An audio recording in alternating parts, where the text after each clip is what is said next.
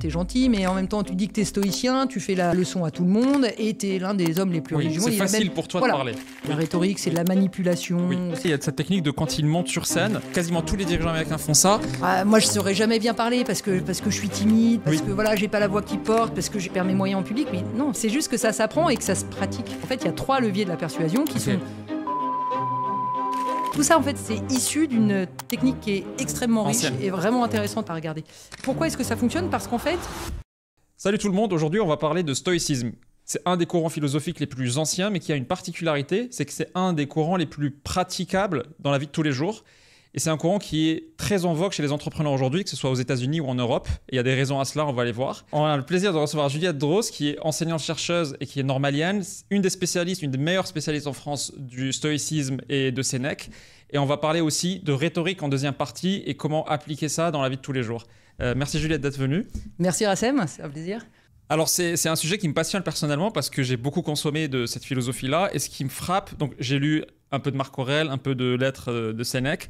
Et ce qui me frappe, c'est l'aspect très pratique de cette philosophie. C'est-à-dire que les penseurs dans ce courant-là n'aiment pas la partie théorique et disent que la philo doit être vécue, sinon c'est pas de la philosophie. Alors qu'on a cette image théorique finalement de la philosophie en général. Pourquoi est-ce que c'est aussi à la mode chez les entrepreneurs américains aujourd'hui ? Pourquoi cette résurgence ? Alors, pourquoi est-ce que c'est aussi à la mode ?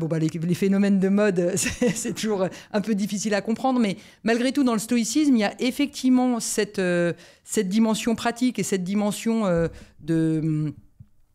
d'ascèse personnelle, d'exercice sur soi pour parvenir à une fin qui, pour les stoïciens, est la sagesse et qui est identique au bonheur et qui attire, je pense, dans ce monde de l'entreprise de la Silicon Valley. Moi j'avais plus en tête que c'était... Est-ce que ça passe côté résilience et adversité, face à l'adversité, je dois... Alors, en partie.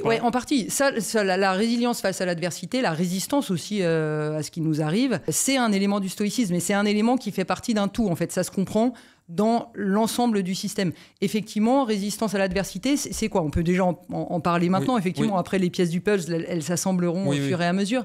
Mais pour les stoïciens, il y a l'idée que l'une des choses qui nous éloigne du bonheur, ce sont les passions. Donc, ce qu'ils appellent les passions, on dirait peut-être les émotions, donc notamment la peur, différentes passions, la colère, le désir, etc. Et pour justement réussir à progresser, il faut essayer au maximum de se libérer de ces émotions. C'est pour ça qu'on a aussi beaucoup assimilé ça à une philosophie assez humaine, très froide. Ça rend stoïque égale froid, quoi. Exactement. Quelqu'un qui est stoïque, c'est quelqu'un qui reste de marbre quoi qu'il lui arrive. Et ça, stoïque, c'est dérivé effectivement de la philosophie stoïcienne. Donc il y a cette idée, effectivement, la résilience en fait, plus exactement, de savoir progressivement se vivre le plus rationnellement possible pour se détacher des passions et ça fait que on va moins ressentir ses passions et donc on va être moins, on va se rapprocher de la vie heureuse. Et par rapport à cette question aussi de résilience, il y a l'idée, un exercice, alors pour le coup très pratique que les stoïciens mettaient en avant et qu'ils pratiquaient eux-mêmes, si on en croit par exemple Sénèque, c'est de se préparer à tout ce qui peut nous arriver. Par exemple, donc Sénèque en parle souvent, il dit souvent, par exemple, qu'il faut aussi se préparer au deuil, se préparer à la souffrance, se préparer à la maladie, etc. À la pauvreté. À la pauvreté, exactement. Ça, on pourra y revenir aussi, parce que parfois, on est un peu étonné de voir Sénèque dire ça, mais c'est un exercice intéressant. Il faut les prendre comme des exercices pour que si un jour cela nous arrive, on soit prêt. En fait, Sénèque utilise une métaphore que je trouve assez intéressante, qui est la métaphore du soldat, qui dit si on arrive à la guerre et qu'on s'est jamais préparé, on va pas réussir à l'emporter face à l'ennemi. En revanche, si on est bien préparé, ça se passe mieux. Et c'est la même chose face aux... La vie est une guerre, quoi. En tout cas, il peut y avoir des difficultés. Alors, il dit aussi, il peut arriver qu'on se soit préparé pour rien. Oui. Finalement, on s'est préparé à souffrir, on est resté en bonne santé toute sa vie. On s'est préparé à être pauvre, on est resté dans le confort toute sa vie. Il dit, en revanche, il y a un exercice qui n'est jamais vain, c'est celui de la mort. Parce que ça, c'est pour les stoïciens, pour les philosophes dans l'Antiquité de manière générale, l'une des choses qui nous gâche un peu l'existence, c'est notre peur de la mort. Et donc, en fait, il faut se préparer toute sa vie à ça. Il faut dompter cette peur. Voilà, exactement, pour l'approcher de manière sereine. Et en fait, un exercice sur la partie pauvreté qui était fou, c'était une pratique chez ces anciens-là une fois dans l'année, pendant 1 mois ou 3 semaines ou 4 semaines, se mettre dans des conditions de pauvreté, c'est-à-dire celui qui est habitué à un confort dans là où il dort, là où il habite, etc., ils allaient dans un endroit, une maison beaucoup plus simple, beaucoup moins confortable pendant un mois où ils mangeaient beaucoup moins des choses bonnes, etc. Et en fait, l'état d'esprit, c'était si je pratique à être pauvre pendant un mois dans l'année, bah en fait, je n'aurais beaucoup moins cette peur. Et si ça m'arrive, que je suis pauvre, je serais moins dévasté d'avoir perdu ma fortune parce que finalement, je sais ce que ça fait, je le fais tous les ans. Et donc, j'ai pas cette peur irrationnelle peut-être de tomber dans la pauvreté parce que tous les ans, je le fais. Est-ce que c'était pratiqué vraiment ou est-ce que c'était... Alors, difficile. Alors, Difficile à dire, sur la récurrence, tu vois, c'est difficile à dire. C'est vrai que Sénèque, typiquement, dans les lettres à Lucilius, il en parle. Et lui, il dit plutôt régulièrement, de temps en temps. Je ne sais plus s'il ne dit pas une fois par mois. Mais Okay. voilà. En tout cas, c'est un exercice régulier, mais qui est exactement... Alors, qui a beaucoup fait sourire ou qu'on a beaucoup mis sur le compte de l'hypocrisie de Sénèque, parce que Sénèque, c'était quand même l'un des hommes les plus riches de Rome. Voilà, donc il était riche à millions. Oui. Et effectivement, il dit à Lucilius, entraîne-toi à la pauvreté, parce que tu verras, comme ça, si tu dors par terre de temps en temps et que tu manges que du pain sec et de l'eau, bah, tu verras que c'est pas si difficile finalement. Donc, voilà. Tu auras moins peur de voilà, tomber moins peur de tomber dans la pauvreté. En fait, l'idée, elle est là. Donc encore une fois, ça peut faire sourire, parce que c'est toujours pareil. On se dit, bah, c'est facile de la part de quelqu'un qui est riche à millions de dire que la pauvreté, c'est finalement pas bien difficile. Mais tout cela, ça rentre dans la même logique qui est, enfin, dans la même perspective qui est, on se prépare par des exercices vraiment très pratiques à des choses qui peuvent nous arriver pour que si elles nous arrivent un jour, bah, on soit prêt. Voilà, on ne soit pas démunis, on se fasse pas prendre parce que cette peur, elle est réelle. C'est connu, cette peur de perdre ce qu'on a déjà. Ouais, et elle peut être paralysante parce qu'elle peut nous faire prendre des décisions trop conservatrices. On peut investir moins dans nous-mêmes, dans notre business ou autre, parce qu'on ne veut pas prendre de risques pour ne pas perdre. Oui, alors c'est l'idée, surtout dans le stoïcisme, de ne pas se laisser abattre s'il nous arrive des choses dessus. Donc, ouais, on peut l'interpréter comme ça d'un point de vue entrepreneurial, mais d'un point de vue stoïcien, l'idée, c'est surtout d'être solide pour que si ça nous arrive, voilà, on sache résister, en fait. La théorie veut que ça risque moins de nous dévaster. Voilà, c'est ça l'idée. On perd tout, quoi. Ouais, exactement. Et dans un texte de Sénèque, Sénèque parle d'un autre philosophe de l'Antiquité qui s'appelle Diogène, Diogène de Sinope, qui est assez connu parce qu'il vivait dans son tonneau. C'était un philosophe cynique qui rejetait les conventions sociales et notamment la richesse. Et il raconte l'anecdote de Diogène qui avait un seul esclave. À l'époque, dans l'Antiquité, ça faisait partie du confort. De la vie, voilà, on avait des esclaves. Et cet esclave s'enfuit, et donc on lui dit, il y a ton esclave qui s'est enfui, on peut le rattraper. Il dit non, on va laisser le partir. De toute façon, lui, il n'a pas besoin de moi, ça serait quand même bien le comble que moi j'ai besoin de lui. Et en fait, il dit, finalement, le fait qu'il soit parti, ça me montre que je n'ai pas besoin de cela, et donc il s'en trouve renforcé d'une certaine manière. Donc ça va dans le même sens, c'est-à-dire se préparer à la perte et finalement vivre en préparant, en imaginant ce qui peut nous arriver pour se renforcer mentalement. C'est que pour les stoïciens, les émotions ou les passions, c'est même, en fait, c'est une maladie de l'âme. Eux, ils estiment que dans l'âme, ce qui est assez étonnant aujourd'hui. C'est un dysfonctionnement. C'est un dysfonctionnement, en fait, que l'âme, elle est purement rationnelle et que la passion, c'est juste une maladie. Et donc, il faut la soigner. Alors qu'il y a d'autres courants philosophiques, comme par exemple Aristote ou Platon, dans ces courants-là, qui disent qu'il faut modérer les passions, mais les passions, ça fait partie de l'âme humaine.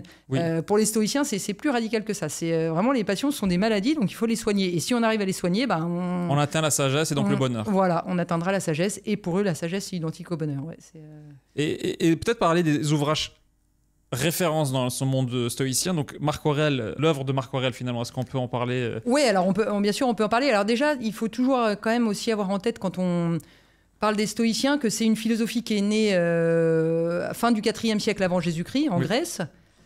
Et qui s'est développé ensuite à Rome. Marc Aurèle, par exemple, c'est 2e siècle après Jésus-Christ. Donc, nous, on a tendance aujourd'hui à dire, c'est l'Antiquité. C'est la même époque. Mais voilà, en fait, il y a quand même 6 siècles entre les deux. Et donc, c'est une philosophie qui a évolué entre les deux. Et l'autre élément aussi important à avoir en tête, c'est que la plupart des textes les plus anciens, donc le fondateur du stoïcisme, c'était Zénon de Citium. On n'a aucun texte de Zénon. On a ensuite Chrysippe, qui était un grand stoïcien. On a aucune... Comment on sait que c'est eux les fondateurs de ce mouvement parce qu'ils sont cités par les... Voilà, exactement, parce qu'on a ce qu'on appelle les sources secondaires, c'est-à-dire qu'ils disent Zénon a dit que, Chrysippe a dit que, on sait que on sait ce qu'ils ont dit, ce qu'ils ont fait, mais on n'a pas leur livre. L'œuvre direct, Voilà. Et donc en fait, les sources qu'on a qui sont les plus accessibles, ce sont des sources des stoïciens romains, donc qui arrivent assez tard dans l'histoire du stoïcisme, mais qui ont qui pour nous sont vraiment importantes parce que ce sont finalement des œuvres qui nous ont été transmises. Ouais. Et donc voilà, parmi les grands stoïciens romains, il y a Sénèque, oui. Il y a Épictète aussi. Alors Épictète qui a beaucoup influencé Marc Aurèle, qui était lui un esclave. Et Épictète, alors lui, il n'a rien écrit, mais sa pensée, elle a été retransmise par l'un de ses disciples. Donc on a aussi vraiment la pensée d'Épictète.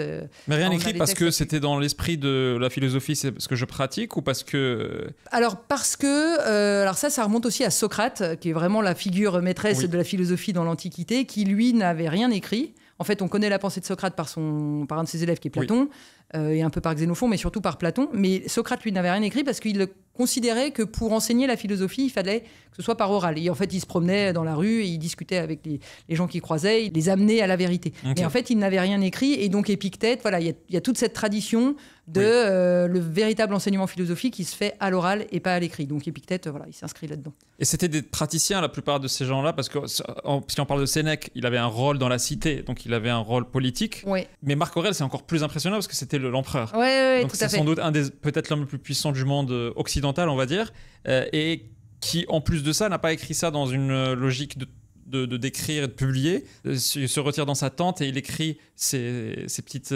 pensées à lui. Et d'ailleurs, c'est comme ça qu'on l'a appelé le livre. En français, c'est Pensées pour moi-même, je pense. Et c'est des méditations ou c'est des réflexions personnelles qui s'inscrivent dans un courant très structuré qui est le stoïcisme. Et c'est pas enjolivé comme s'il voulait publier et être perçu bien, etc. C'est dans son intimité qu'on le lit. Et alors que c'est l'homme le plus puissant au monde et on voit ses doutes. On voit ses réflexions sur la vie du peuple concernant lui. Est-ce qu'il est populaire ou pas? Est-ce que cette bataille, il doit la faire ou pas? Sur la guerre. Sur la guerre et la paix, etc. Oui, en fait, les pensées, alors ce qu'on appelle les pensées, effectivement, en fait, c'est... en grec, c'est littéralement les choses pour soi-même. Donc c'est vraiment... voilà, c'est mes notes à moi pour mes notes. Voilà, penser, ou parfois on traduit par écrit pour soi-même. Mais on pense que c'était des notes, effectivement, enfin plus exactement des réflexions, au jour le jour, qu'a eu Marc Aurèle à la fin de sa vie. Donc il était en campagne... militaire, et qui sont des réflexions justement qui lui permettent par l'écriture et par la lecture et puis surtout de progresser vers la sagesse, de devenir de plus en plus sage et de tenir. Ce qui est intéressant dans les pensées de Marc Aurèle, c'est qu'on voit vraiment la dimension très pratique de la philosophie qui se pratique et au quotidien. Et elle se pratique comment ? Par la lecture, par l'écriture. En fait, c'est une forme de méditation quotidienne, un exercice méditatif quotidien qui permet de se libérer des passions, d'essayer de ne pas avoir une réaction excessive par rapport à tel événement, par rapport à telle personne, et de faire le bien pour soi-même et autour de soi. C'est ça l'idée. Et donc voilà, ces pensées, ensuite, elles ont été retrouvées. Et effectivement, vu qu'elles émanaient de Marc Aurèle, elles ont été publiées, ce qui était classique. Après sa mort, publiées elles ont été publiées après sa mort, Wow, donc lui, il savait sans doute pas que ça allait avoir ce destin. Alors c'est difficile, on n'est pas dans sa tête. J'imagine qu'étant empereur, il pouvait savoir que ça pouvait. Voilà. Finalement, est-ce que c'est lire Lettres à Sénèque ou lire peut-être Marc Aurèle, parce que peut-être le succès de ces œuvres-là, c'est que ça touche vraiment à des questionnements qu'on a tous les jours de comment réagir à telle chose, comment gérer l'adversité. Est-ce que l'ambition c'est bien ou pas? Quel est notre rôle? Qu'est-ce qu'on doit poursuivre? Le rapport à l'argent. Est-ce qu'on doit poursuivre le matériel ou pas? C'est ça qui participe un peu du succès de ces œuvres-là aussi. C'est auprès du grand public, je parle pas juste. Non, et bien sûr, sans aucun doute. C'est que, en fait, ce sont des œuvres qui sont très accessibles. Hein. Oui. Alors. C'est toujours pareil. Par exemple, les lettres à Lucilius, le début des lettres à Lucilius, ce sont vraiment beaucoup de conseils de philosophie, enfin de conseils très pratiques, qui sont même presque philosophiques en général. C'est assez, finalement, c'est stoïcien, mais ça pourrait être... c'est de la philosophie. C'est avant tout des conseils de choix de vie, voilà, de se recentrer un peu sur soi. Et comment vivre sa vie, finalement. Voilà. Et ensuite, mais après, ça devient un peu technique. C'est-à-dire qu'il y a aussi des lettres à Lucilius, notamment à la fin, qui sont très, très techniques. Le stoïcisme, c'est pas une philosophie qui est très facile d'accès. Il y a un système derrière qui est extrêmement cohérent, mais qui est très complexe. Mais il a effectivement une application pratique, et c'est souvent cette dimension qu'on retient plus facilement, parce qu'elle est beaucoup plus facile à assimiler, qui est assez facile à mettre en œuvre. Et effectivement, quand on lit les lettres à Lucilius, quand on lit La tranquillité de l'âme, par exemple, qui est un traité que moi j'aime bien, parce c'est vraiment avec beaucoup de conseils pratiques sur... en fait, c'est un homme qui s'appelle Sérinus qui dit à Sénèque, écoute, je m'en remets à toi, nous sommes amis, voilà. En fait, je sens bien que je progresse, mais je ne suis pas encore arrivé. Et il utilise l'image du mal de mer. Il dit, voilà, je ne suis plus vraiment dans la tempête, mais je suis pas non plus complètement sur la terre ferme, j'ai encore le mal de mer, et donne-moi finalement des remèdes, et il lui dit ça, vraiment ce vocabulaire médical, hein, aide-moi à trouver la tranquillité. Donc une sorte de stabilité de l'âme qui fait que j'évite de passer par des hauts et des bas. Et, voilà. Et Sénèque, dans sa réponse, va lui dire, voilà, les différents moyens. Le premier moyen, justement, c'est l'action. C'est de participer à la vie, de la cité. Voilà. Ensuite, il va parler de la richesse, de l'amitié, de c'est vrai, parce qu'on a souvent cette image d'élévation spirituelle qui passe par l'isolement ou le fait d'être isolé, etc. Et ce qui se distingue dans le stoïcisme, comme tu dis, c'est l'action, quoi. C'est très biaisé vers l'action. Et c'est quoi le rapport avec l'ambition qu'on peut lire dans la partie? Parce que c'est pas... Il y a beaucoup de philosophies peut-être qui condamnent un peu l'ambition, qui la voient d'un mauvais œil. Certaines religions aussi trouvent que l'ambition peut être un péché, quoi. Est-ce que c'est pas un problème chez les stoïciens? Alors si, clairement. Selon l'objectif, peut-être, final. En fait, alors l'ambition, c'est un thème que je trouve vraiment intéressant parce que on a même aujourd'hui vraiment cette ambivalence. Oui. C'est-à-dire... La société la voit parfois très bien et parfois très mal. Voilà, exactement. Quand on dit lui, il est vraiment hyper ambitieux, il a il est prêt à tout, à écraser tout le monde pour y arriver. Oui. Ça, c'est négatif. Et en même temps, quand on dit ça manque un peu d'ambition, ou ce projet il manque d'ambition, et puis faut y aller. En fait, le problème de l'ambition, c'est que comme dans beaucoup de choses, en fait, c'est souvent le problème, que pointent les stoïciens, c'est qu'il faut pas se tromper de but. Quel est le but ? C'est de vivre de manière conforme à sa raison, de progresser, de s'améliorer soi-même aussi pour améliorer la cité. Et c'est ça l'objectif. Et si, en faisant ça, on acquiert la gloire, très bien. Le problème, c'est quand on se trompe de but et qu'on cherche directement la gloire pour elle-même, c'est-à-dire pour avoir la prééminence sociale. Et pourquoi c'est mauvais ça, pour eux ? Parce qu'en fait, c'est juste se tromper de but. L'ambition, c'est je cherche à être l'homme le plus riche du monde ou à avoir la prééminence sociale ou à avoir le pouvoir. Pourquoi faire ?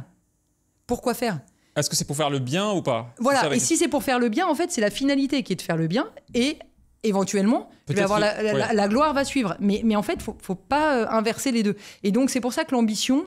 C'est la réflexion philosophique sur l'ambition, c'est une réflexion qui est assez négative sur l'ambition. Et c'est un peu, tu vois, c'est un peu la même chose avec la richesse. La richesse, c'est en soi ni un bien ni un mal. Et c'est comme finalement la renommée, c'est ni un bien ni un mal. Et c'est surtout le problème de la rechercher pour elle-même. On peut peut-être parler un peu de la richesse parce que c'est aussi des questions, je trouve, qui sont intéressantes aujourd'hui. Même aujourd'hui, ça reste un tabou très fort, notamment en France. En France, beaucoup, ouais. C'est quoi justement la réponse chez les stoïciens ? D'où ça vient cette réponse de si la finalité est faire du bien à la cité, ok, c'est noble, sinon c'est pas noble. Là-dessus, il y a une échelle que je trouve assez parlante dans le stoïcisme, c'est l'échelle de valeur. C'est qu'en fait, il y a une seule chose à rechercher, c'est le bien, c'est-à-dire la droiture morale, en fait. Et une seule chose à éviter, c'est le vice, c'est-à-dire dans le mal moral, en fait. Hein, je sais pas bien. Cela dit, entre les deux, il y a une autre échelle, et il y a ce qu'on appelle des indifférents, des choses indifférentes. Donc, qui ne contribuent ni au bien ni au mal. Et parmi ces indifférents, ils ont des listes classiques qui sont, par exemple... alors, ça peut sembler étonnant aujourd'hui, mais par exemple, la beauté ou la laideur, c'est indifférent. La santé ou la maladie, ce sont des indifférents. Okay. La richesse ou la pauvreté, ce sont des indifférents. La gloire ou l'absence totale de renommée, ce sont des indifférents. C'est-à-dire qu'on n'a pas de jugement de valeur sur ça. Ça ne contribue ni au bien ni au mal. Néanmoins, les stoïciens disent, voilà, si le sage a le choix entre être beau, par exemple, et être laid, il va plutôt choisir d'être beau. S'il a le choix entre être en bonne santé et être malade, il va plutôt choisir ça. C'est pas pour ça qu'on va le valoriser. Alors, c'est pas pour ça qu'il va être plus ou moins heureux et qu'il va être plus ou moins sage. Oui. Le sage, en fait, est tout aussi sage, qu'il soit riche ou pauvre, beau ou laid, malade ou en bonne santé. Voilà. Donc ça, ce sont des choses indifférentes, mais parmi ces choses indifférentes, il y en a qui sont préférables et d'autres non préférables. Pourquoi ? Parce qu'elles sont plus ou moins, on va dire, conformes à notre nature. Par exemple, il est plus conforme à notre nature d'être en bonne santé que d'être malade. Et puis, en plus, ça peut nous permettre de mieux développer notre activité pour le bien des autres aussi. Donc, il y a cette idée-là. Mais le problème, en fait... Donc, pourquoi je parle de ça ? Parce que Sénèque, notamment, on lui a beaucoup reproché d'être riche. On lui a dit, attends, t'es gentil, mais en même temps, tu dis que t'es stoïcien, tu fais la leçon à tout le monde, et t'es l'un des hommes les plus riches du monde. C'est facile pour toi de parler.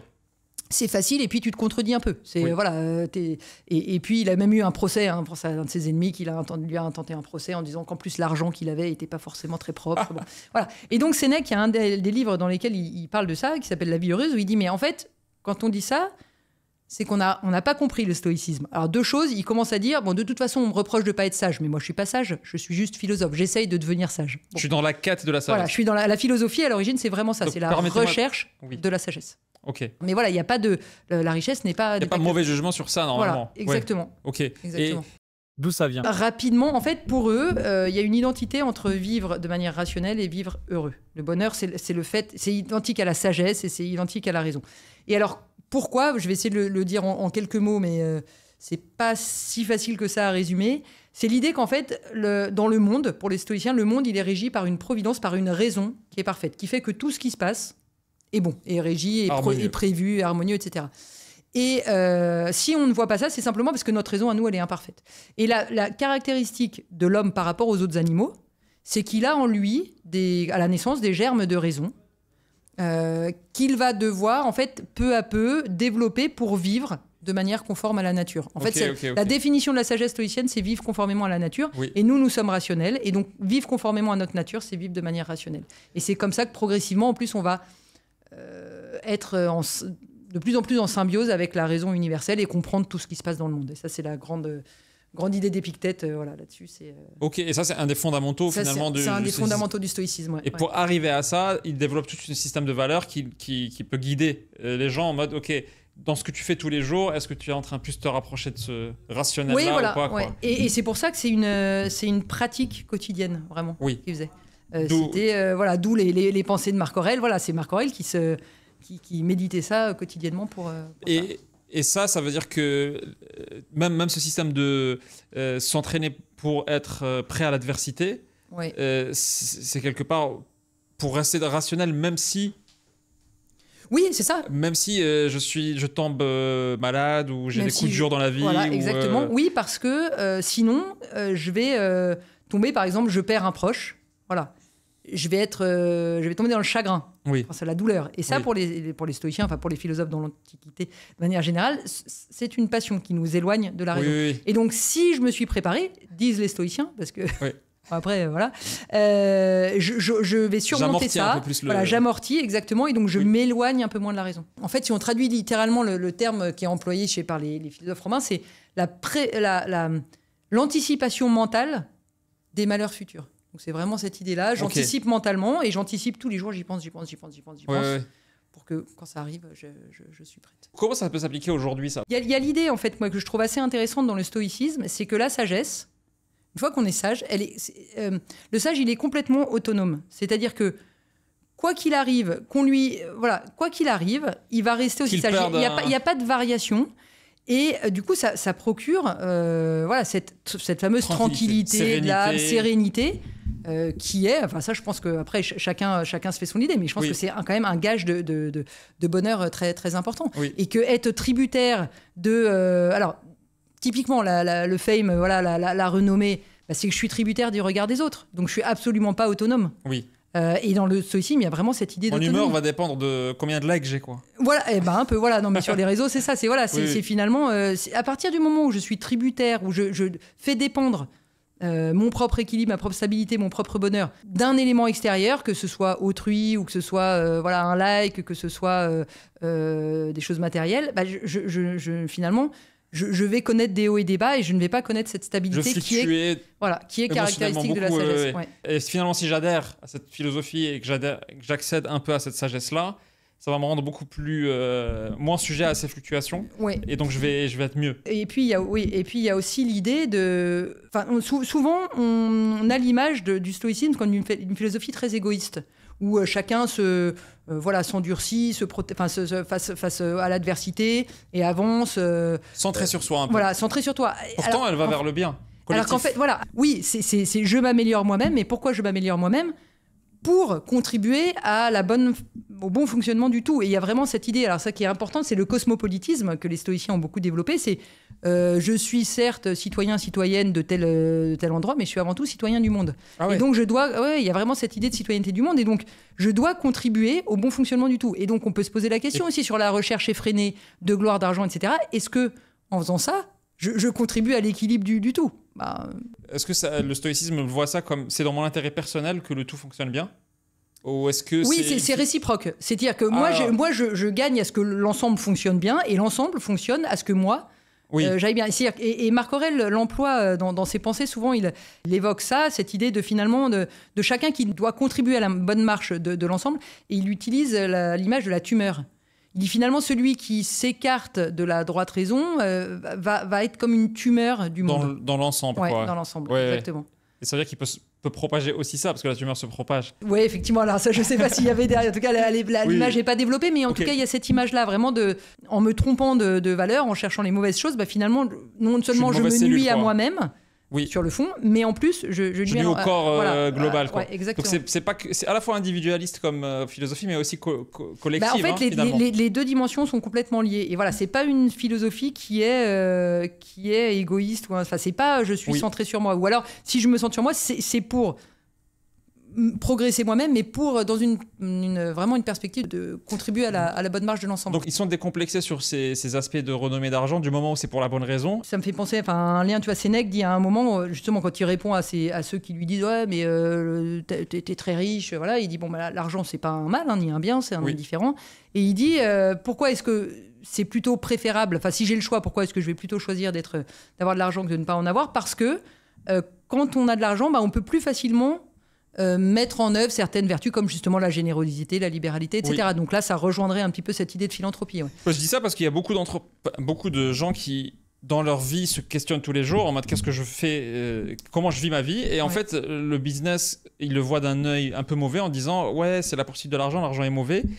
Moi, je suis animé par des envies beaucoup plus positives pour la société, etc. Mais l'argent est mauvais, alors que en fait, parfois, je me demande mais comment on peut vouloir avoir un impact si on n'a pas la composante financière. On peut avoir des impacts intellectuels, etc. Il n'y a pas besoin d'argent. On peut faire un média et parler, et ça coûte que dalle aujourd'hui de faire du média et parler. Mais pour beaucoup d'autres choses, il faut de l'argent parce qu'il faut payer des gens pour travailler. Si on a une cause en particulier, finalement, avoir de l'argent peut avoir 1000 fois plus d'impact pour cette cause qui nous est chère. Ça peut être n'importe quelle cause.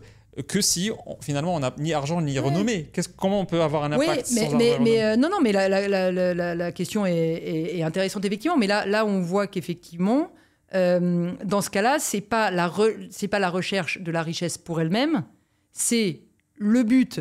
C'est je veux avoir un impact et je veux... Alors quel impact ? Est-ce que je veux juste être célèbre ou est-ce que je veux changer les choses et apporter quelque chose que j'estime positif à la société ? Et à ce moment-là, l'argent devient un moyen impréférable. Mais encore une fois, si on revient vraiment à l'échelle stoïcienne, c'est l'idée de ne pas se tromper de but. Oui. Voilà. Ne pas vouloir l'argent pour l'argent. Oui. Moi, ce qui me fascine, c'est les gens qui sont orientés à impact positif, mais dénigrent l'argent. Et en fait, je me dis, mais il ne faut pas se tromper aussi en mettant l'argent systématiquement dans le négatif. Oui, bien sûr. Et c'est peut-être là où c'est intéressant le stoïcisme, parce qu'il la met dans une case un peu neutre en disant la limite est fine. Sois juste sûr de ton objectif et ne fais pas ça que pour toi, parce que ça ne va pas te rendre heureux. Ça va ramener un peu de confort, mais à un moment donné, ce n'est pas ça qui va te rendre heureux. Ce qui te rendra heureux, c'est d'être sage. Parce que... et en fait, ce que tu dis me fait penser à une notion qui, pour moi, est vraiment importante, c'est la notion d'usage. En fait, tout dépend de l'usage que tu fais des choses. T'en fais. C'est pas l'argent n'est ni bien ni mal. T'es jugé pour ce que t'en fais. On est plus nourri à une forme de cynisme aujourd'hui où chacun cherche juste sa propre victoire. L'individualisme. En tout cas, l'individualisme n'est pas du tout stoïcien. Oui, clairement. Ok. Et dans les choses qui sont jugées souvent mal, aujourd'hui, en tout cas, il y a la rhétorique. Et il y a toute cette culture aujourd'hui où la rhétorique est connotée négativement quand même, alors que c'est un outil parmi d'autres qui permet d'arriver à des finalités. Comment c'était perçu ? Parce que la rhétorique, c'est un des arts majeurs dans la culture antique, en tout cas. Je pense les 7 arts nobles parmi lesquels, ou en tout cas, tout le monde était formé dans cette élite à l'art de la rhétorique. Oui, une technique qui avait son importance. Voilà, qui était majeure, en fait. Dans l'Antiquité. Aujourd'hui, c'est connoté négativement, le mot rhétorique. C'est intéressant, justement, parce que il y a plusieurs connotations. Alors, on dit arrête de faire de la rhétorique. Alors, qui sous-entend, en gros, faire du vent. Enfin, faire du vent, exactement. C'est-à-dire le côté très creux, manipulation, etc. Il y a ce côté-là, effectivement, qui est parfois associé à la rhétorique. Il y a le côté parfois un peu poussiéreux aussi. Elle peut avoir cette connotation un peu sulfureuse, notamment de manipulation. En fait, la rhétorique, c'est un art qui est hyper intéressant. Vraiment, voilà. Okay. Moi, évidemment, c'est quoi la rhétorique ? Je suis un peu partie prenante. Mais en fait, la rhétorique, à l'origine, même aujourd'hui, c'est l'art, donc la technique l'art de persuader. C'est-à-dire la technique qui permet de persuader, c'est-à-dire, qu'est-ce que ça veut dire ? Persuader, ça veut dire faire en sorte d'emporter l'adhésion. C'est-à-dire que tu es un auditoire et tu vas emporter l'adhésion de cet auditoire. Et alors, comment ça marche ? Eh ben, il y a toute une série de techniques. Là encore, c'est un système, la rhétorique, qui est extrêmement complet et qui explique comment on fait pour emporter l'adhésion. Et je trouve que c'est pour ça aussi que c'est très intéressant aujourd'hui. Donc, ça permet évidemment soi-même de maîtriser les techniques pour comprendre ce qui va fonctionner, comment on va emporter l'adhésion de tel auditoire à tel moment sur tel sujet, etc. Mais c'est aussi une technique qui est absolument indispensable pour décrypter tous les discours qu'on entend. Enfin, on est complètement saturé de discours qui viennent de partout. Ou finalement, ces techniques-là sont appliquées. Ah mais complètement. Et en revanche, elles ne sont pas forcément connues par ceux qui entendent ce discours. Et le fait de connaître ça, de savoir comment ça fonctionne, ça permet d'avoir vraiment un regard critique sur ce qu'on entend et dire, est-ce que là, j'adhère ?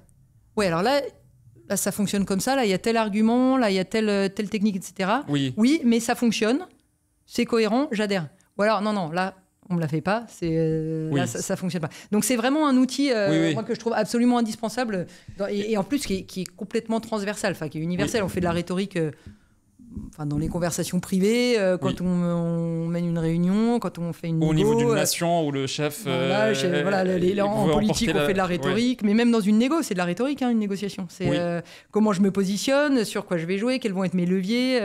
Quelle posture je veux tenir. À quoi je veux finalement aboutir, quel est mon objectif. Alors, c'est un monde que tu connais bien parce que tu formes des chefs d'entreprise ou des gens dans le monde de l'entreprise à l'art de la rhétorique. Oui, je forme des gens dans différents domaines, Et ça, c'est un domaine que tu connais bien parce que tu fais ça. Et en fait, peut-être pour décoincer un peu les gens sur cette notion-là, parce que c'est vrai que même le mot storytelling, on dit arrête de faire du storytelling. On en fait beaucoup. Ouais. Mais finalement, c'est plus qu'indispensable parce que faire un projet, on parlait d'entrepreneuriat, mais faire un projet, c'est emporter l'adhésion de ton équipe, de gens que tu veux recruter de l'extérieur pour suivre un projet. Finalement, surtout au début, on recrute rarement des gens juste parce qu'ils ont besoin d'un travail, mais aussi parce qu'ils adhèrent à tout un projet. Et quand les gens adhèrent à tout un projet, ils se donnent différemment de si c'est juste des tâches à accomplir. Quand il y a toute une histoire, la puissance de l'adhésion, elle n'a rien à voir avec juste des gens qui viennent exécuter, accomplir des tâches. Et donc l'entrepreneur, je pense, c'est un des arts qu'il doit absolument connaître et maîtriser. Alors il y en a qui sont naturels, ils le font sans trop réfléchir. Peut-être déjà pourquoi est-ce l'histoire est puissante ? Pourquoi est-ce qu'on passe par l'histoire et l'anecdote ? Alors, intéressant. Effectivement, le storytelling, si je vais peut-être juste rembobiner un peu pour revenir à l'origine du storytelling et de pourquoi l'histoire est puissante. Effectivement, parce qu'on raconte beaucoup d'histoires pour remporter l'adhésion. Alors, juste une petite chose, tu disais, il y en a chez qui c'est complètement naturel, remporter l'adhésion. Pas tant que ça. Alors, en fait, je dirais oui, non. En fait, le naturel, c'est un élément. Clairement, il y en a qui ont une voix qui porte, qui maîtrisent plus facilement leur posture. Tu as des gens, au contraire, qui rougissent très facilement, qui ont une voix qui porte moins. Donc, ça, le naturel, il va jouer. Mais en fait, il y a trois sources de la compétence oratoire. En fait, il y a le naturel, certes. Ça peut aider ou ça peut, au contraire, défavoriser. Mais il y a surtout l'apprentissage. Ça s'apprend, en fait. C'est pas quelque chose qui nous tombe du ciel. C'est vraiment des techniques qui s'apprennent. Et après, il y a l'entraînement. Et l'avantage en rhétorique, c'est que tu t'entraînes facilement. Tous les jours, dans n'importe quelle situation, en fait, tu peux t'entraîner. Même en prenant une bière avec tes potes, exactement. tu peux... Oui, tu fais un petit débat, tu t'entraînes à la rhétorique. Quand tu écoutes un discours, vraiment, on peut pratiquer constamment. Mais donc, ces trois sources-là, en fait, quand on voit Obama, on se dit, lui, il est né avec. C'est naturel, mais non, il n'est pas du tout né avec. Il a énormément appris, énormément pratiqué. Voilà, juste dans la partie posture, je te coupe. Obama et autres, mais ça c'est très visible chez Obama. Il y a cette technique de quand il monte sur scène. Donc il y a une audience de journalistes ou autres, et il monte sur scène, et quasiment tous les dirigeants américains font ça. Ils pointent du doigt quelqu'un dans le public en disant hello, tu vois, genre comme s'il saluait. Et en fait, il donne l'impression à l'audience qu'il connaît personnellement des gens et que il est chez lui. Et en fait, du coup, quand si t'es un journaliste virulent contre lui, bah, tu te dis, mince, il y a ses potes dans le public, en fait, je suis encerclé. Et en fait, tout le temps, ils font ça, ils montent. Et en fait, ils pointent vers un mec au hasard. Ouais, bien sûr. Oui, et puis c'est aussi l'idée de créer une sorte de connivence avec le public. Oui, c'est-à-dire, exactement. en plus, parce que tu es dans le public, tu dis, c'est moi qui l'ai pointé. En plus, il pointe le journaliste qui ne l'aime pas. Le journaliste, il dit, waouh, il m'a remarqué, il m'a salué. Et du coup, tu les désamorces, quoi. Mais ça, tu vois, ça fait partie de techniques de rhétorique vraiment hyper importantes, notamment qu'on appelle l'éthos, c'est-à-dire l'image que tu vas construire toi. Donc, en faisant ça, tu projettes l'image de quelqu'un qui est proche de son public, assez sûr de lui, et plutôt voilà. Mais chez lui, il est chez lui. Voilà, exactement. Et puis il y a aussi toujours un élément important à prendre en compte, c'est que quand tu t'adresses à quelqu'un, tu t'adresses. Enfin, j'allais faire une tautologie, mais quand tu parles toujours à quelqu'un. Et donc la prise en compte de l'auditoire, c'est hyper important pour que l'auditoire t'écoute. Il faut qu'il ait l'impression que tu t'adresses à lui. Vide. Voilà, que si tu parles en regardant tes chaussures, ça ne marche pas. Voilà. Donc, faut créer le contact avec le... Exactement. Donc ça fait partie des techniques. Oui. Mais c'est pas inné. Ce que je veux dire, c'est que tout ça, il a été. C'est pas inné, mais il y a des gens qui ont sans le savoir pratiquer parce qu'ils ont beaucoup eu à. Bah, c'est ceux qui racontent beaucoup d'histoires. On en a tous dans nos amis, ceux qui ont beaucoup d'histoires, ils parlent bien, etc. Peut-être qu'ils se sont un peu plus entraînés que les autres. Voilà, je pense qu'il y a beaucoup une question de pratique, d'entraînement, et puis il y en a qui ont plus de facilité. Le naturel joue, enfin, je veux dire, il ne faut pas nier le naturel. C'est vraiment, on dit parfois, bon, moi je ne saurais jamais bien parler parce que je suis timide, parce que voilà, j'ai pas la voix qui porte, parce que je perds mes moyens en public. Mais non, si, c'est juste que ça s'apprend et que ça se pratique. En fait, il y a beaucoup de choses dans la rhétorique qui sont finalement, j'allais dire, un peu du... On se dit, bah oui, ça c'est un peu du bon sens. Oui. Mais en fait, le fait de l'avoir compris, d'apprendre tout ça, d'en avoir conscience, c'est déjà avoir fait la moitié du chemin. Donc typiquement, le regard, hyper important le regard quand on parle. Regardez son auditoire, les gestes aussi. Et au-delà des mots, il y a beaucoup la gestuelle qui joue. La posture, la voix, etc. Tout ça, c'est aussi ce qui va accompagner le discours. Mais clairement, un discours, il doit être adressé à quelqu'un. Après, donc tout ça, c'est voilà, la rhétorique, ça apprend ça. Je reviens au storytelling, effectivement, qui est très, très employé alors depuis une trentaine d'années, notamment, et Obama a beaucoup mis en avant le storytelling, parce qu'à chaque fois qu'il faisait des discours politiques, en fait, il racontait une histoire. À tel ou tel moment de son discours, c'était pas la même histoire à chaque fois, évidemment, mais il racontait des histoires. Et puis avant, par exemple, il y a un discours assez... qui a marqué l'histoire du storytelling, pour moi, qui est le discours de Steve Jobs en 2005. Il est venu à... Stanford. C'est à Stanford, j'allais dire Berkeley, mais c'est Stanford. Voilà, pour la remise de diplôme, et il a fait un discours aux diplômés de Stanford, en fait, où il a raconté 3 histoires. Oui. Voilà. C'est Connecting the Dots. Connecting the Dots, exactement. Connecter les points, Connecting the Dots. Et il raconte 3 histoires, donc on est en plein storytelling. Et alors, pourquoi ça fonctionne ? Pourquoi aujourd'hui, tout le monde fait du storytelling ?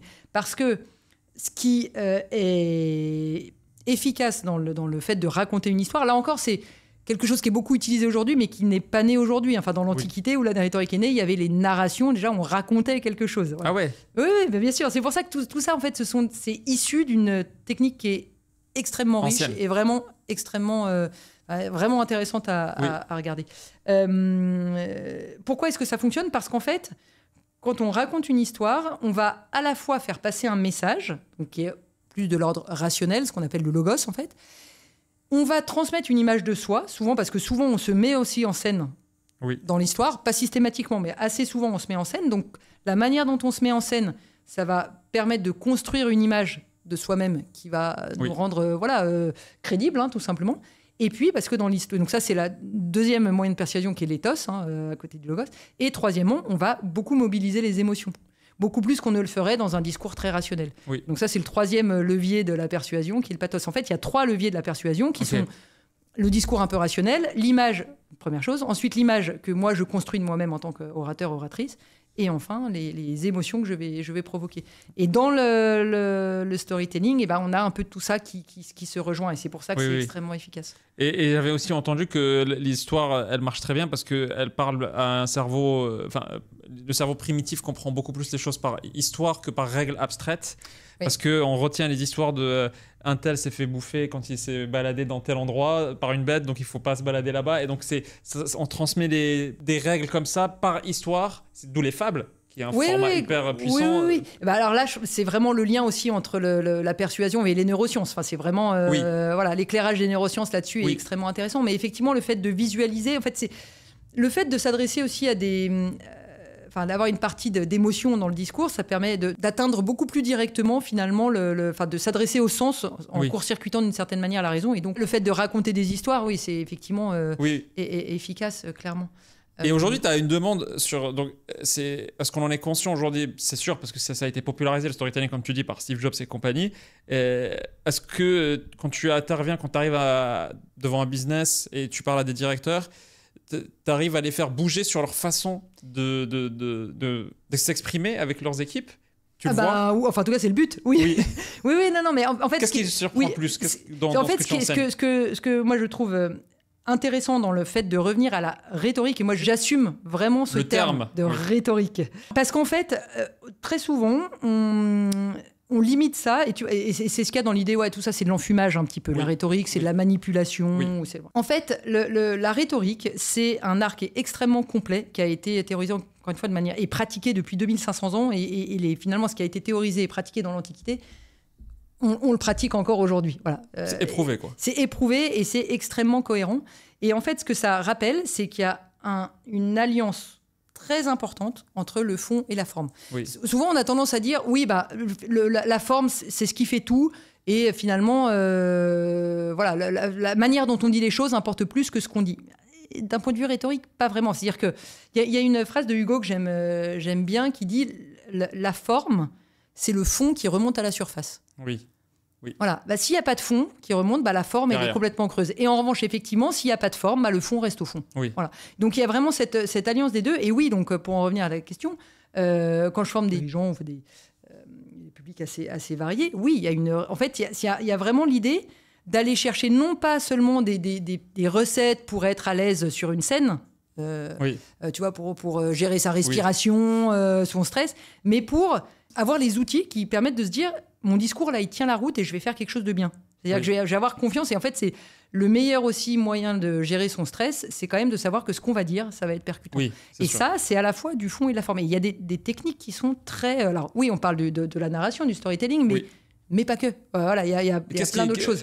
Qu'est-ce qui surprend le plus les gens que tu formes? Sur la surprise, je ne saurais pas forcément dire, mais un élément qui souvent intéresse beaucoup, parce qu'il est pas vraiment connu en fait, c'est cette fameuse notion d'éthos que j'ai évoquée tout à l'heure, c'est-à-dire l'idée que quand on va parler devant un public, alors soit que ce soit un public qui connaisse l'orateur, soit que ce soit un public qui ne le connaisse pas, et que ce soit d'ailleurs un public nombreux ou même en one-to-one, forcément il va falloir réfléchir à l'image qu'on veut transmettre, qu'on veut dégager. Cette image, elle n'est pas... On oublie ça tout le temps. Elle n'est pas univoque, c'est-à-dire que je ne vais pas avoir la même image ou construire la même image devant tel public, dans telle situation, etc. Cette image, elle est complètement malléable, et c'est à moi de réfléchir en amont à l'image que je veux construire en fonction de ce que pour aller dans le sens de mon message, quoi. Voilà, si je veux être solennel ou est-ce que je dois être... Exactement, en fonction du but de mon discours. Qu'est-ce que je veux faire, et pour atteindre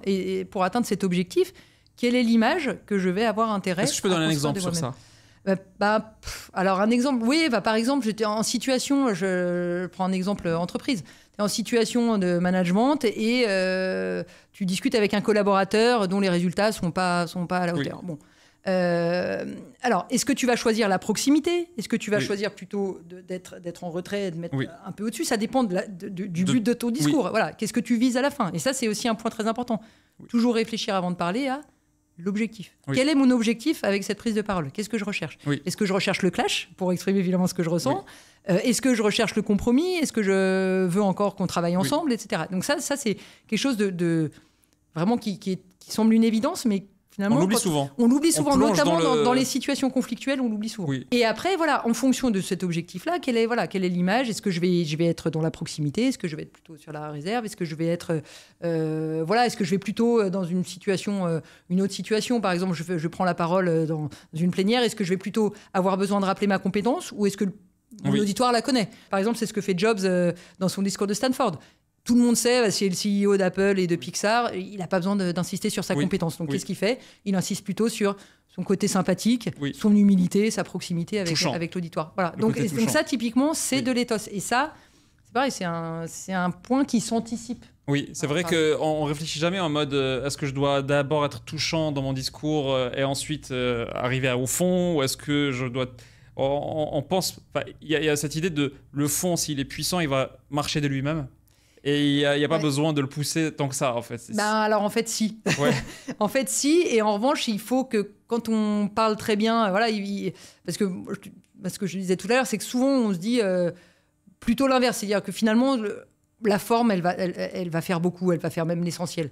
Oui. Et c'est pas complètement faux, que la forme est très importante. Mais, encore une fois, et ça, c'est pour ça que je trouve qu'il est intéressant de revenir à la rhétorique et non pas seulement à la prise de parole, c'est que la rhétorique, c'est un système qui est complet et dans lequel on voit que le fond, c'est-à-dire que ce que je vais déterminer comme le but de mon discours, les arguments que je vais utiliser, la manière dont je vais les organiser, etc., est aussi important que la forme, c'est-à-dire les mots que je vais employer et après vraiment la manière dont je vais être sur Il y avait ce chroniqueur Canal+, je ne sais plus comment il s'appelle, qui décortiquait les discours politiques. Ouais, Clément Viktorovitch, bien sûr, il fait de la rhétorique. Il analyse sous l'angle rhétorique ce que font les discours politiques. Exactement. C'était le collègue de Anthony. Oui, Clément Viktorovitch, qui adopte l'angle politologue, en fait. Donc voilà, qui analyse des discours politiques à travers, mais c'est vraiment de la rhétorique, à travers l'angle rhétorique. Et en fait, ce qui est intéressant dans la rhétorique, c'est que c'est valable effectivement pour les discours politiques. Et là, on peut vraiment analyser ces discours de manière sous l'angle, vraiment, vraiment intéressante et très pertinente. Et c'est valable aussi pour c'est encore une fois, c'est transversal.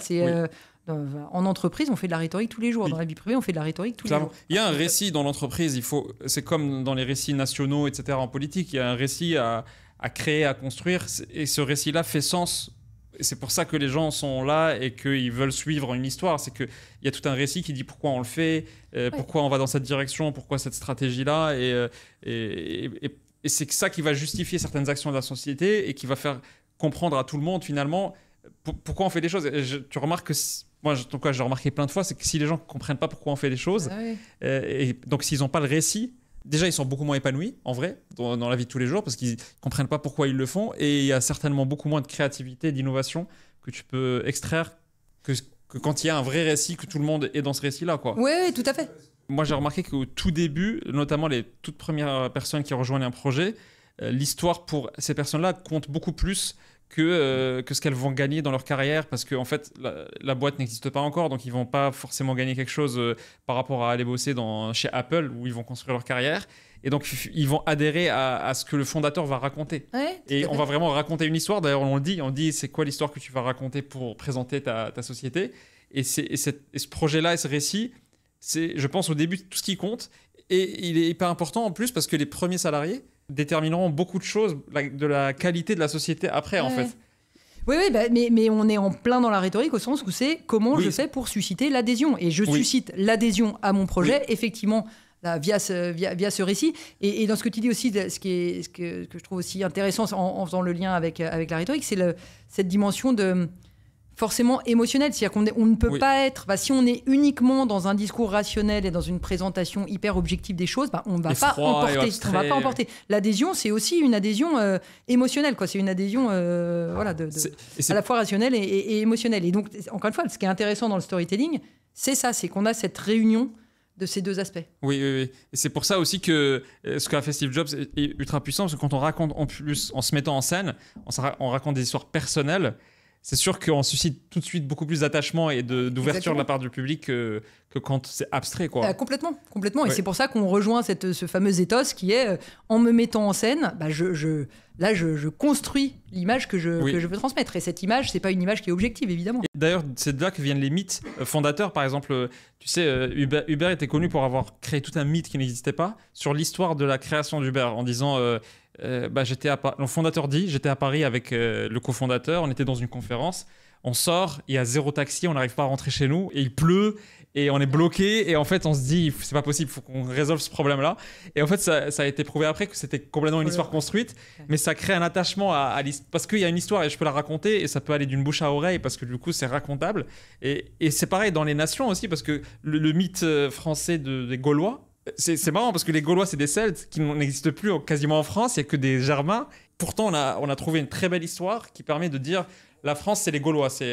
Oui, alors ça, c'est le récit national. Oui, mais même une nation a besoin de créer son mythe. Mais je reviens à l'exemple d'Uber que je trouve vraiment hyper intéressant, et notamment parce que ça permet de revenir sur une notion qui est très très importante, qui est même au cœur de la rhétorique, et qui fait aussi qu'on dit la rhétorique c'est un peu sulfureux, c'est de la manipulation. C'est qu'en fait, quand on va chercher à persuader, à emporter l'adhésion, c'est pas forcément en disant quelque chose de vrai, mais c'est en disant quelque chose de vraisemblable, c'est-à-dire qui a l'air vrai. Oui. Et c'est pour ça d'ailleurs qu'il y a eu dès l'origine de la rhétorique, les philosophes ont dit oulala, c'est une technique, c'est mauvais parce que justement on ne dit pas forcément la vérité et on peut manipuler. D'où le danger, parce que effectivement. Comme toute technique, ça peut être utilisé. Voilà, c'est la question de l'usage, comme toujours. Oui. Et d'où l'importance aussi que tout le monde connaisse un peu ses outils, maîtrise ses outils pour pouvoir décrypter les discours, se défendre et puis analyser les choses. Mais donc voilà, l'histoire racontée par Uber, elle n'est pas vraie.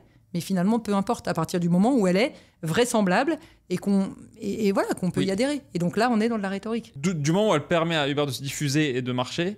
Alors voilà, après, il y a la question éthique, l'usage derrière. Mais là, en l'occurrence, ça fonctionnait très bien. Oui, clairement. Et finalement, la vérité n'est pas toujours ce qui convainc ce qui persuade ou convainc le plus. Mais il y a un besoin humain énorme de savoir c'était quoi l'histoire. Moi, ce qui m'impressionne, c'est qu'à chaque fois que je parle avec des investisseurs pour Legal Place, en fait, il y a un besoin presque naturel, alors que ça n'a aucune utilité d'un point de vue analyse froide. Donc, si je dois analyser Legal Place en tant qu'investisseur, je vais demander les chiffres, je vais demander mais je vais demander la vision quand même. Ouais. Et la vision, c'est souvent une histoire. Et les investisseurs sont beaucoup plus sensibles que ce qu'on croit à l'histoire. C'est-à-dire que moi, j'ai remarqué deux histoires importantes. L'histoire de la fondation. Donc je me dis, mais peut-être que j'ai eu cette idée de manière froide en analysant tous les marchés qui existent. Qu'est-ce que ça change ? En fait, ça change parce que ça reste en tête beaucoup plus quand je dis que j'ai une histoire personnelle, que j'ai souffert de ce problème-là, que finalement je me suis dit, il faut que je le règle pour tout le monde parce que c'est pas possible. Et ensuite, la deuxième histoire, mais c'est quoi ta vision ? En fait, ce qu'on fait quand on parle à des investisseurs, c'est qu'on a une histoire à raconter. Et comme tu dis, elle est vraisemblable parce qu'elle est soutenue par les chiffres actuels. Mmh. Et en fait, les chiffres actuels, peu importe pourquoi tu fais ces chiffres, si tu arrives à lier ces chiffres à l'histoire en disant, on raconte une histoire en disant, voilà, on veut devenir la solution qui permet de faire ceci, cela, là. Et d'ailleurs, regardez les chiffres, ça commence à montrer, il y a des balbutiements de cette histoire-là via ces chiffres. C'est beaucoup plus puissant que juste dire, vous voyez ces chiffres, et ben on va tirer le graphe comme ça va continuer à monter. Parce qu'il n'y a pas une histoire qui soutient. Ouais. Et finalement, c'est la vision, c'est un autre terme. Pour dire histoire, pour dire... Oui, et surtout la vision, c'est l'idée c'est tourner vers l'avenir. En fait, c'est ça l'idée. Oui. Et du coup, ça suscite aussi des émotions, si on revient vraiment aux émotions positives qui sont, je me projette vers l'avenir. Oui, exactement. Voilà. Mais ça doit être vraisemblable. Oui, ça, on doit y croire. Voilà, il faut qu'on... le principe même d'une histoire, pour qu'elle soit efficace d'un point de vue rhétorique, c'est qu'il faut qu'elle soit vraisemblable. Le vraisemblable, c'est la notion très importante. Le vraisemblable, encore une fois, n'est pas nécessairement le vrai. Mais il est aussi puissant que le vrai, en vrai. Et parfois, c'est même plus puissant que le vrai parce que on va pouvoir ajouter des détails, etc., qui vont aller dans le sens de ce qu'on veut dire. Ouais. Donc, Et si moi, j'ai pas les moyens de me payer une formation, un coach, et que je suis chez moi et je veux me former aux bases, au moins, de la rhétorique, quelles sont les références sur... Alors, les références... Tu fais toi du contenu ou pas encore ? Oui, moi j'ai écrit un bouquin là-dessus. Donc, il y a Clément Viktorovitch aussi qui a écrit un livre là-dessus où c'est vraiment... Enfin, voilà. Donc, moi, ce que je conseille, c'est d'aller regarder un peu la rhétorique et pas seulement des techniques, des techniques pour prendre la parole à l'oral. C'est intéressant de comprendre comment tout ça fonctionne parce qu'après, tout cela prend sens, tous les éléments prennent sens les uns par rapport aux autres, et c'est en comprenant ça qu'on peut aussi réfléchir en amont à ces prises de parole. Et la rhétorique, comment se forme aujourd'hui seul à la rhétorique ? Est-ce qu'il y a sur YouTube beaucoup de contenu aujourd'hui ? Oui, il y a des contenus sur YouTube, mais en lisant des livres comme ça, et ensuite surtout en pratiquant. C'est-à-dire qu'une fois qu'on a compris comment ça fonctionnait, il n'y a que la pratique qui va... Il faut pratiquer, pratiquer, s'exercer, mais on peut le faire encore une fois. Il faut pas hésiter à le faire parce que c'est pas toujours facile. Parfois on n'ose pas, mais faut pratiquer au maximum, même dans un débat. C'est pas les occasions qui manquent. Entre amis, se dire tiens, je vais essayer de varier un peu les arguments. Tiens, je vais utiliser, parce que dans la rhétorique, il y a le style aussi, il y a les mots. Quels mots je vais utiliser ? Tiens, là, je vais essayer d'utiliser un registre, tel ou tel registre. Là, je vais essayer d'utiliser une figure de style, parce que la figure de style, c'est extrêmement puissant. Souvent, on associe ça, encore une fois, au cours de littérature qu'on avait au collège et au lycée, mais les figures de style, c'est un outil de persuasion majeur. Moi, quand je regarde les publicités, enfin les pubs dans le métro, c'est 2 sur 3, voire 3 sur 4 utilisent des figures de style. Ouais. Par exemple, il y avait une publicité l'autre fois pour une pub pour le train, pour le TGV, qui disait on ne va pas attendre 1000 ans pour aller à Milan. Oui, ok. Voilà, bah ça c'est une homophonie. Parce qu'en fait ça marque. Et les stylés, enfin, encore une fois, quand tu joues sur le double sens d'un mot, ouais, sur des jeux de mots, en fait, voilà, ça c'est des figures de style, les images que tu utilises. Clairement. Voilà, c'est ça, c'est.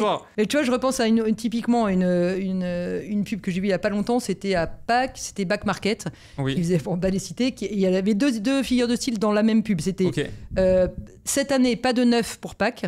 Okay. Donc 9-9, donc ça s'appelle une paronomase, et les œufs de Pâques et 9. Pas mal. Et ensuite, le slogan, c'était Back Market flambant vieux. Donc flambant vieux, où là tu mets 2 mots, ça s'appelle un oxymore, c'est quand tu mets 2 mots qui sont a priori opposés. Ouais. Et donc dans une pub, tu as 2 figures de style, et ça joue constamment là-dessus. D'ailleurs, Anthony nous fait dire qu'il n'y a pas de micro, donc on l'entend pas, mais aujourd'hui, c'est le 20e anniversaire du discours de Stanford de Steve Jobs. Donc, qui a marqué l'histoire. Voilà. Qui a marqué l'histoire, on en parle encore. Ouais. Moi, j'utilise cette technique parfois quand je parle à mes directeurs chez Legal Place. Je peux pointer sur une statistique en disant les clients se plaignent de ABCD, mais en fait, comme ça ne marque pas du tout, autant je vais juste prendre un client qui a mal vécu un truc, et je dis, les gars, j'ai reçu un message, ce client a eu ça, et je le cite, je donne son nom, et je l'humanise au max. Et en fait, d'un coup, une anecdote devient plus puissante que des statistiques. Bien sûr, non, mais ça c'est clair. Parfois, je ramène des clients dans la boîte, et ils viennent, et ils parlent de leur expérience, et d'un coup, tout le monde, alors qu'ils me disent, ils sont ingénieurs, beaucoup de mes directeurs, ils disent, ouais, on veut des stats, parce que ça, c'est qu'une anecdote, elle veut rien dire, tu généralises un truc. Mais quand ils voient la personne devant eux qui leur raconte sa souffrance, waouh, ça les marque, et ils vont corriger tout de suite après. Oui, parce qu'encore une fois, parce que c'est le moyen de ne pas être que dans le factuel et dans l'objectif, et que nous sommes pas stoïciens en l'occurrence, c'est-à-dire que nous sommes aussi mus par nos émotions, et que voilà, si on s'adresse pas du tout à nos émotions, bah, on va avoir du mal à être embarqué. Mais voilà, c'est ça, c'est vraiment susciter l'adhésion, emporter l'adhésion, ça se fait par tout un ensemble de techniques, notamment, voilà, encore une fois, le storytelling. Mais le storytelling, c'est un élément qui est très percutant. Mais tout ça, voilà, c'est encore une fois, pour reprendre la métaphore du puzzle que je l'avais utilisé au début, c'est ça, ce sont des éléments qui ensuite qui s'assemblent, et une fois que tout s'assemble, on se dit waouh, c'est vraiment puissant. Mais c'est vrai que c'est tellement aussi à la mode qu'en fait on sature de storytelling de partout, quoi. C'est-à-dire que tu trouves des storytelling pour tout et n'importe quoi. Effectivement, LinkedIn, on est quand même c'est la preuve. Et donc ça rend plus difficile aujourd'hui finalement de faire du storytelling quand LinkedIn est bourré de disons qu'il faut faire du bon storytelling, c'est-à-dire qu'il faut se démarquer aussi. Et comment tu fais un bon storytelling, en réfléchissant à ce que tu... Et pareil, c'est une question de posture, parce que tu peux en faire un truc drôle. Dans LinkedIn, il y a parfois des gens qui disent c'est la énième, c'est pas la énième histoire. Oui, voilà, l'autodérision, ça fait jamais de mal. L'autodérision, c'est très puissant. Parce qu'en plus, ça crée l'attachement de ce mec-là, il se prend pas au sérieux.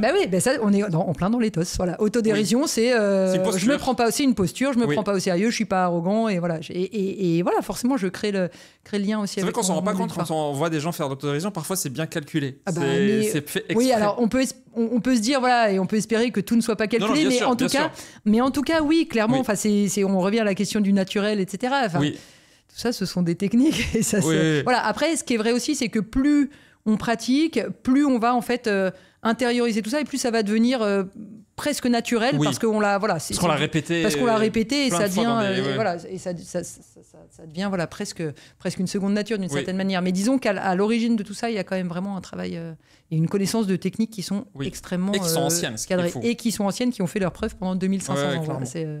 Pour finir, peut-être, Juliette, c'est quoi les recommandations de lecture? Parce que beaucoup de gens nous demandent c'est quoi les livres à lire à chaque fois qu'on fait un thème comme ça. Qu'est-ce que tu recommandes pour des non-initiés qui veulent rentrer dans le stoïcisme, qui veulent vraiment des applications personnelles dans la vie de tous les jours? Par quoi ils peuvent commencer? Marc Aurèle? Alors, j'aurais tendance à conseiller Sénèque et Marc Aurèle, dont on a quand même beaucoup parlé. Alors, Marc Aurèle, les pensées. Qui sont accessibles en vrai. C'est assez accessible. Sinon, alors, il y a aussi...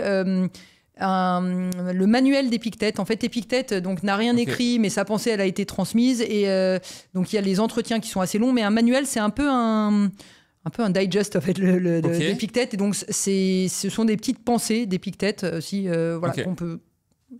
qui peut être intéressant de lire. Mais il y a un certain nombre d'éditions dans lesquelles les pensées de Marc Aurèle sont publiées en même temps que le manuel d'Épictète. Donc ça, c'est bien. Okay. Donc, ouais, je dirais les pensées de Marc Aurèle.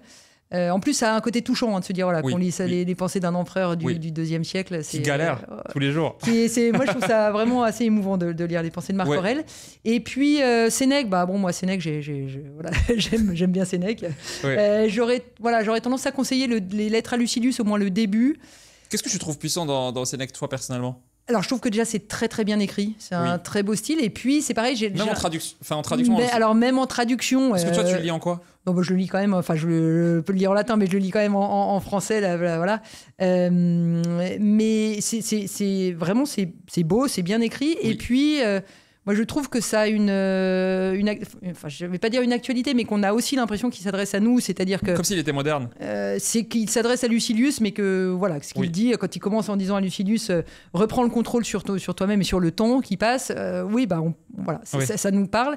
Et j'aurais aussi, parmi les différents traités qu'il a écrits, moi, j'aime bien La tranquillité de l'âme. Je trouve que c'est très accessible et c'est une très bonne porte d'entrée, je trouve, dans la philosophie.